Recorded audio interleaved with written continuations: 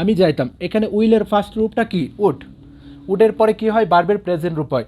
উইলের পরেও কি হয়? ভার্বের প্রেজেন্ট রূপ হয়। এটা আমাদের মনে রাখতে হবে।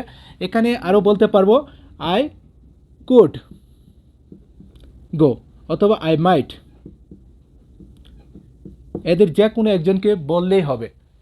সাবজেক্টের পরে উড, কুড অথবা মাইট। আজকে আমি তোমাদের সাথে গ্রামারের খুবই গুরুত্বপূর্ণ একটি বিষয়, সেটা হলো কন্ডিশনাল সেন্টেন্স।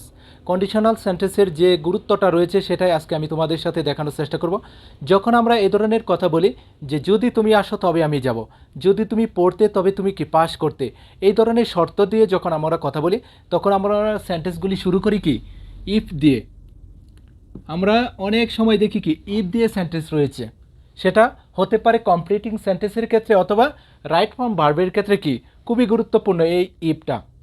অনেক সময় আমরা দেখি ইফ দিয়ে কি দুটি সেন্টেন্স যুক্ত রয়েছে, তখন আমরা কিভাবে ভার্বগুলি ইউজ করব, কোন টেন্সে ইউজ করব, সেটাই আজকে আমি তোমাদের সাথে শেয়ার করব।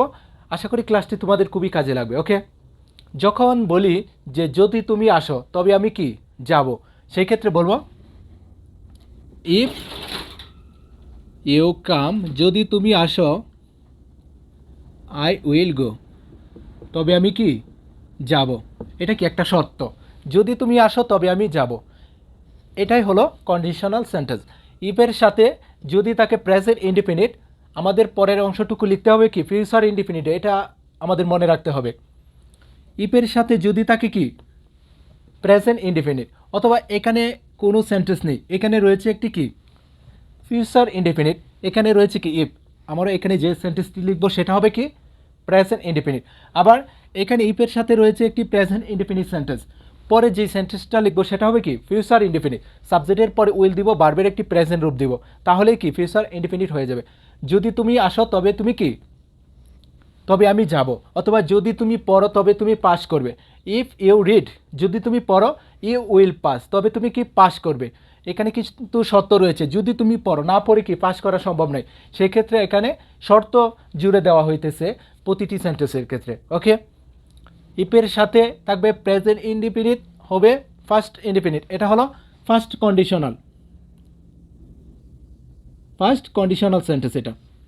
এটা হলো প্রথম কন্ডিশন। ওকে, আবার ইফের সাথে যদি দেখি ফার্স্ট ইনডিফিনিট কোনো একটি সেন্টেন্স রয়েছে, তখন কিভাবে করতে হবে সেটা দেখি।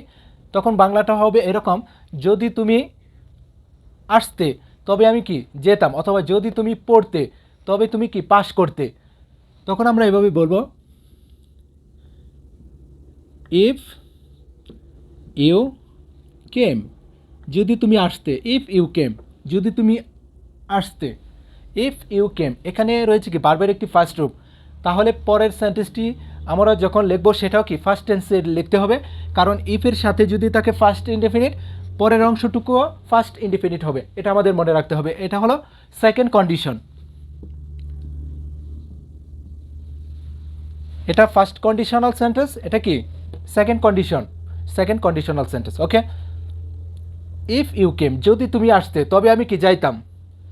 ইফ ইউ কেম, যদি তুমি আসতে, এখানে রয়েছে কি ফার্স্ট ইনডিফিনিট, পরের অংশটুকু যখন আমরা লিখবো এখানে রয়েছে কি উইল। উইলের পরিবর্তে যদি আমরা উড ইউজ করতে পারি, অথবা কুড অথবা মাইট, তাহলে হয়ে যাবে আই উড গো, আমি যাইতাম। এখানে উইলের ফার্স্ট রূপটা কি উড। উডের পরে কি হয়? ভার্বের প্রেজেন্ট রূপ হয়। উইলের পরেও কি হয়? ভার্বের প্রেজেন্ট রূপ হয়। এটা আমাদের মনে রাখতে হবে। এখানে আরও বলতে পারবো আই কুড গো অথবা আই মাইট, এদের যে কোনো একজনকে বললেই হবে। সাবজেক্টের পরে উড, কুড অথবা মাইট, এদের যে কোনো একজনকে আমরা ইউজ করব, তারপরে ভার্বের একটি প্রেজেন্ট রূপ দেব, তাহলে হয়ে যাবে second conditional sentence. Okay, if you came, যদি তুমি আসতে, আই উড গো, আমি তবে কি যাইতাম। এখন যদি দেখি কোনো একটি সেন্টেন্স রয়েছে ইফের সাথে ফার্স্ট ইনডিফিনিট, পরের অংশটুকু আমরা যখন লিখবো কীভাবে লিখবো? সাবজেক্টের পরে হয় উড, কুড, না হয় মাইট, তারপর ভার্বের প্রেজেন্ট রূপ দিব। অথবা ইফের সাথে কোনো সেন্টেন্স নেই, এখানে একটি সেন্টেন্স রয়েছে, সাবজেক্টের পর রয়েছে উড অথবা কুড অথবা মাইট, ভার্বের একটি প্রেজেন্ট রূপ রয়েছে, তখন এখানে যখন আমরা একটি সেন্টেন্স লিখব অবশ্যই কী লিখতে হবে বা বলতে হবে? First indefinite. এটা হলো কি সেকেন্ড কন্ডিশন, দ্বিতীয় যে কন্ডিশনাল সেন্টেন্স। ওকে, তৃতীয়টা হলো থার্ড কন্ডিশন, যেটা থার্ড কন্ডিশনাল সেন্টেন্সটা দেখি। সেখানে ইফের সাথে থাকবে একটি perfect tense. If you had come, if you had come, যদি তুমি আসতে। এখানে ইফের সাথে রয়েছে কি একটি ফার্স্ট পারফেক্ট টেন্স, ইফের পরে রয়েছে সাবজেক্ট, তারপরে রয়েছে কি একটি হ্যাড। হ্যাড যদি থাকে আর ভার্বের যদি একটি ফার্স্ট পার্টিসিপাল রূপ থাকে তবে সেটা কি ফার্স্ট পারফেক্ট। ইফের সাথে যদি দেখি রয়েছে কি ফার্স্ট পারফেক্ট টেন্স, তবে সেটা কি থার্ড কন্ডিশনাল সেন্টেন্স। ওকে, সেক্ষেত্রে এখানে যখন আমরা কোনো একটি সেন্টেন্স লিখব, সাবজেক্টের পরে উড, কুড, মাইট এদের সাথে হ্যাভ বসাতে হবে, তাহলেই হবে। বলতে হবে হয় উড হ্যাভ, না হয় মাইট হ্যাভ, না হয় কুড হ্যাভ, এদের যে কোনো একজনকে আমরা ইউজ করব, তাহলেই হবে। কুড হ্যাভ, উড হ্যাভ, না হয় কি মাইট হ্যাভ। সাবজেক্টের পরে আমরা ইউজ করব কি উড হ্যাভ, কুড হ্যাভ, না হয় মাইট হ্যাভ। আর যে ভার্বটা ইউজ করবো সেটা হবে ভার্বের ফার্স্ট পার্টিসিপাল রূপ, তার যে রূপটা রয়েছে সেটা আমরা ইউজ করতে হবে এখানে। ইফ ইউ হ্যাড কাম, যদি তুমি আসতে। ইফ ইউ হ্যাড কাম, যদি তুমি আসতে, আমিও কি যাইতাম, আমি যাইতাম।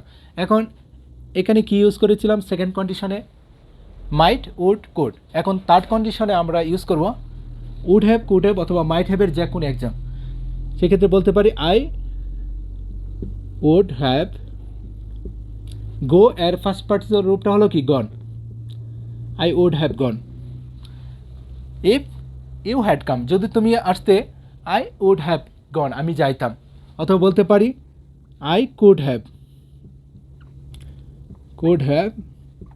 গন, আই মাইট হ্যাভ গন, তবে আমি কি যাইতাম। এখানে এদের যে কোনো একজনকে ইউজ করলেই হবে। ওকে, ইফের সাথে যদি থাকে ফার্স্ট পারফেক্ট, তবে পরের অংশটুকু যখন আমরাই যখনই লিখব বা বলবো, সাবজেক্টের পরে would have, could have, might have এদের যে কোনো একজনকে বলবো, তারপরে যে ভার্বটা ইউজ করব সেটা হবে ভার্বের ফার্স্ট পার্টিসিপাল রূপ। এটা যদি আমরা মনে রাখতে পারি তাহলে এখানে তিনটি কন্ডিশনাল সেন্টেন্স আমরা অলরেডি শিখে ফেলেছি। First conditional, second conditional and third conditional. এভাবে যদি আমরা ফলো করতে পারি, এই দুটি সেন্টেন্স যদি আমরা মনে রাখতে পারি, মেমোরির মধ্যে সেভ করে রাখতে পারি, যে কোনো একটি সেন্টেন্স আমাদেরকে দেওয়া হোক, সেটা হোক কমপ্লিটিং সেন্টেন্সের ক্ষেত্রে অথবা রাইট ফর্ম ভার্বের ক্ষেত্রে, আর সেটা যদি হয় ইফ দিয়ে, আমরা অবশ্যই বলতে পারবো ইফের সাথে পারফেক্ট টেন্স থাকলে এদিকে কি হবে, ইফের সাথে ফার্স্ট ইনডিফিনিট থাকলে এদিকে কি হবে, ইফের সাথে প্রেজেন্ট ইনডিফিনিট থাকলে এদিকে কি হবে। যদি এই তিনটি সেন্টেন্স আমরা ফলো করতে পারি, কন্ডিশনাল সেন্টেন্সের যে ঝামেলাটা রয়েছে সেটা পুরোপুরি ক্লিয়ার